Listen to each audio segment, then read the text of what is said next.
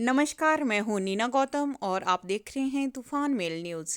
HRTC pensioner कल्याण संघ राज्य परिषद की बैठक देव सदन कुल्लू में आयोजित हुई। इस बैठक में प्रदेश भर के सदस्यों ने भाग लिया। इस अवसर पर बैठक के बाद महासचिव राजेंद्र ठाकुर ने कहा कि प्रदेश सरकार के पास एचआरटीसी पेंशनर के 500 करोड़ बकाया है।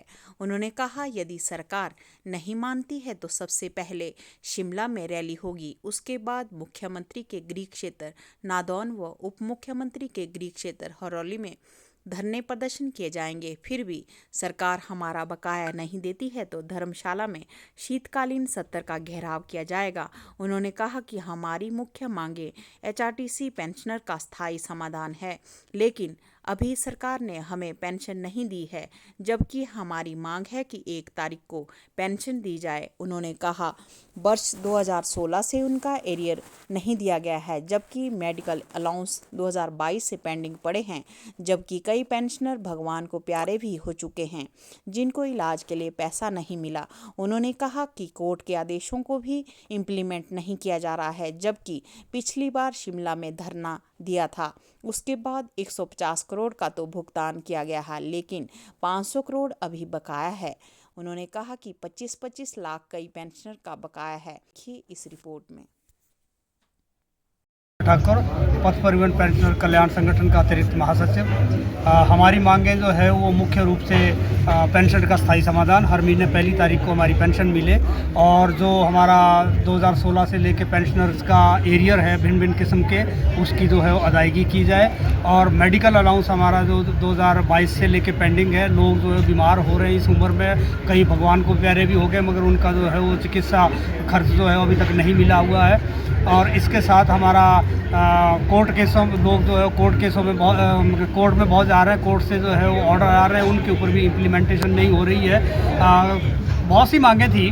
पिछले दिनों हमने जो है वो इसके लिए एजिटेशन किया। 15 अक्टूबर को हमारा एक धरना प्रदर्शन भी हुआ उस शिमला में। उस धरना प्रदर्शन के प्रभाव थोड़ा इतना हुआ कि 150 करोड़ रुपए के हमारे जो है कुछ ड्यूज़ उसमें रिलीज़ हो गए, तो कुछ एक हमारे को रिलीफ तो मिली है, मगर अभी भी पेंशनर्स के जो है वो 500 करोड़ रुपए के लगभग के ड्यूज़ जो है वो पेंडिंग है, जिसमें जो मैंने अभी बात बताई मुख्य रूप से वही है कि पेंशन का हमारे को हर महीने 1 तारीख को मिले, अभी मिल नहीं रही है। इस महीने अभी तक नहीं मिली और उम्मीद भी नहीं है अभी अभी निकट भविष्य में कहीं इस हफ्ते 1 हफ्ते 2 हफ्ते में मिल जाए। एरियर का है और मेडिकल अलाउंस का है। ये हमारी मेन मांगे जो है वो रह चुकी है। इसके लिए हमने जो है हमारी राज्य स्तरीय बैठक यहाँ चल रही है। इसमें हम आगामी एक्शन का जो है वो और निर्णय ले रहे हैं। आगामी एक्शन हमारा जो है ये होगा कि हम अभी 22 तारीख को शिमला में, 21 तारीख को शिमला में जो है और एक रैली करेंगे, इनको अवगत करवाएंगे सरकार को, और मंत्री जी से, मुख्यमंत्री जी से दोबारा मिलके जो है हम अपनी समस्याओं का एक बार और उनके ध्यान में भी लाएंगे। और इसके ऊपर भी अगर नहीं बना तो 28 तारीख को अभी हिमाचल प्रदेश के समस्त पेंशनर धर्मशाला में विधानसभा में जो है वो विधानसभा के ऊपर जो धरना प्रदर्शन कर रहे हैं, तो उसमें भी हमारा पथ परिवहन पेंशनर कल्याण संगठन की तरफ से हम शामिल होंगे और उसमें हमारा मॉरल सपोर्ट उनको रहेगा।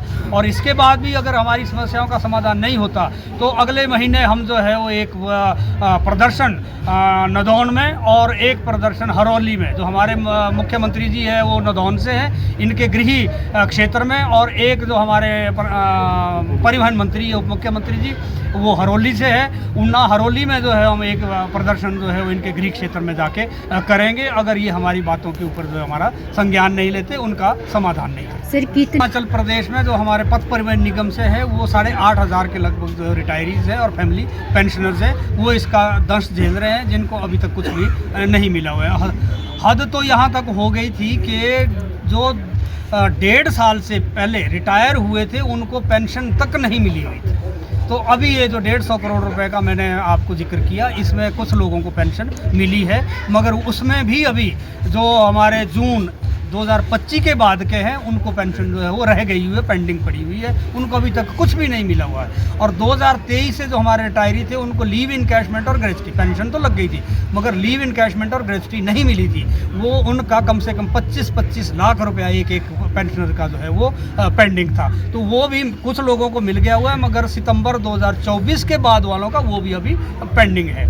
और जहाँ तक एरियर की बात है, स्टेट गवर्नमेंट पेंशनर को 50-50 हज़ार रुपये की एक एरियर की किस्त बीजेपी गवर्नमेंट टाइम में जो है वो मिल गई थी। इस सरकार को आए हुए 3 साल हो चुके हैं, मगर अभी तक HRTC के पेंशनरों को वो जो स्टेट गवर्नमेंट के पेंशनर को मिल चुका है वो भी हमें जो है वो नहीं दिया गया है।